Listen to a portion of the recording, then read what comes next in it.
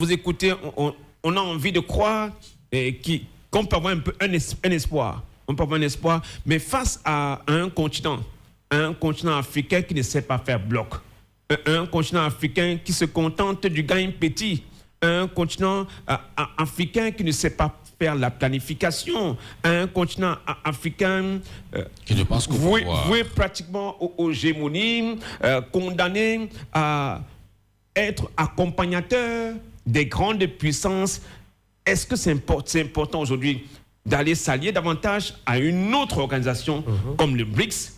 Pourtant, cette Afrique davantage est aussi fragilisée, ne sait pas faire bloc, ne sait pas nourrir des idées en commun, ne sait pas faire une planification.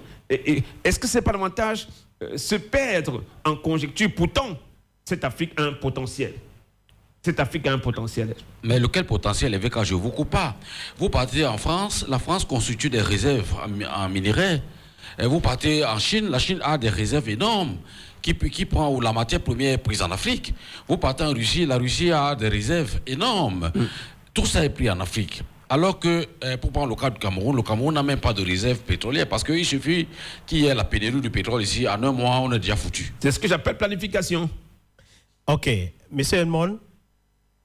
Alors, la remarque qui est faite par RVK, mais elle est tellement pertinente. Mais vous savez, en toute chose, il faut toujours exprimer fondamentalement l'origine. C'est-à-dire, vous ne pouvez pas... Moi, j'ai une méthodologie toujours un peu scientifique.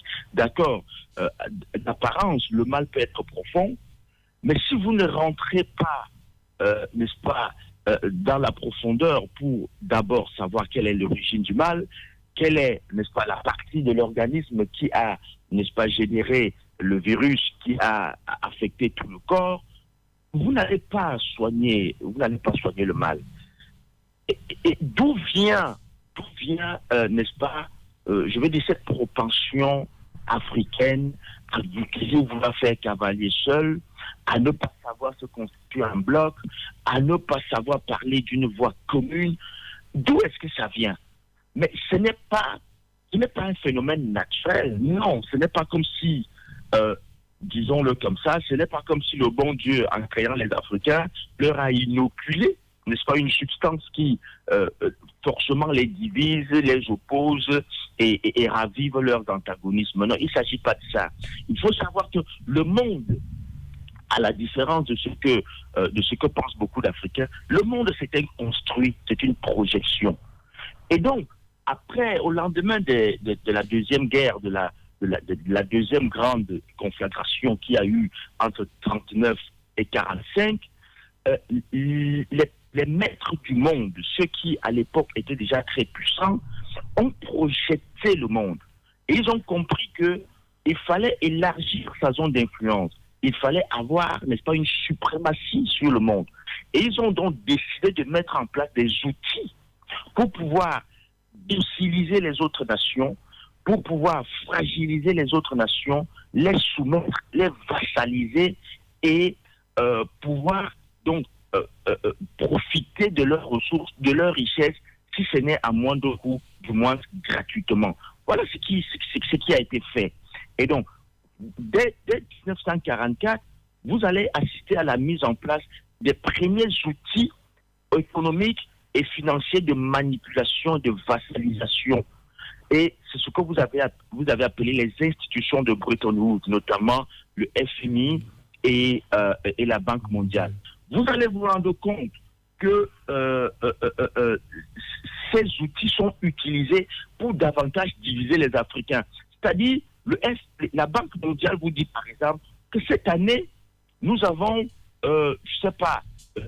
50 milliards de dollars pour le continent africain, pour le développement du continent africain, disant comme ça. C'est comme ça le slogan.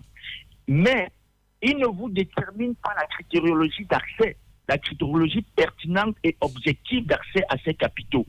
Il vous invite, n'est-ce pas, individuellement venir à la table des négociations. Ils invitent le Gabon à son tour, le Cameroun à son tour, la Guinée à son tour. Et le discours qui va être tenu vous donnera l'impression que vous pouvez même profiter seul de ces capitaux parce que votre voisin là, nous ne le sentons pas beaucoup. C'est un discours qui, a priori, vous divise, vous éloigne. Vous avez l'impression que si vous sortez de là et on vous voit, n'est-ce pas, vous associer avec le pays voisin, eh bien, c'est terminé, on va vous couper les vivres. Et donc, il s'est mis en place un construit nocif, un construit idéologique et stratégique nocif qui a fait en sorte que les Africains ne peuvent pas se mettre ensemble. Si vous prenez par exemple le cas des pays francophones, comment, bon Dieu, est-ce que vous allez expliquer comment nous sommes dans une même sous-région, la CEMAC ou la CEAC, mais le taux d'échange, le volume d'échange entre nos pays n'a jamais atteint 5%. Le volume d'échange entre le Cameroun, la Guinée équatoriale, le Tchad, la RDC, nous sommes tous dans la CEAC, n'a jamais atteint 5%. Et pourtant, nous pouvons bien développer d'abord le commerce intra-africain, nous pouvons d'abord développer le commerce entre nos États-nations avant que de nous tourner vers l'extérieur. Mais c'est toujours le contraire. Vous avez même des incongruités où, à un moment donné, le Cameroun a un potentiel de production de poulet, mais la Guinée équatoriale voisine va laisser les poulets au Cameroun pour importer les poulets de l'Espagne. Et ça sera vice-versa. Vous avez des cas où le Tchad a le plus grand potentiel bovin dans la sous-région, avec des cheptels énormes, mais vous aviez eu des époques où le Gabon, le Cameroun importaient de la viande, n'est-ce pas, de l'extérieur, alors que le Tchad, lui, il exportait ses bœufs un peu de partout, au Nigeria, au Soudan et un peu de partout. Quand vous allez vous mettre sur le pont Guéli, vous voyez le nombre de bœufs qui passent là pour aller au Soudan, pour aller, je ne sais pas, dans des autres pays, au Nigeria et un peu partout, et qui se retrouvaient réexportés même vers l'extérieur, n'est-ce pas, en zone européenne. Vous n'en croyez pas, alors qu'à côté, le Cameroun importe de la viande. Ce sont des incongruités, ce sont des manipulations qui ont été pensées, qui ont été savamment pensées, mais qui se font de manière sibylline, de manière très subtile. Vous ne les voyez pas. Il faut creuser en profondeur, il faut s'intéresser à la chose, n'est-ce pas, à la gouvernance mondiale pour pouvoir comprendre ce qui se passe.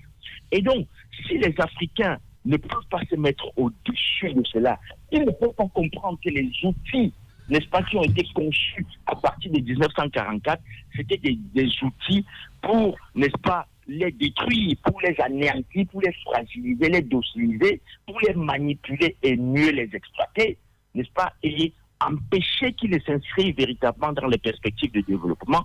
S'ils ne peuvent pas le comprendre et chercher à surmonter cela, ben, on ne sera pas sorti de l'auberge. J'ai été quand même satisfait néanmoins, il faut le dire, quand c'est bon, c'est bon.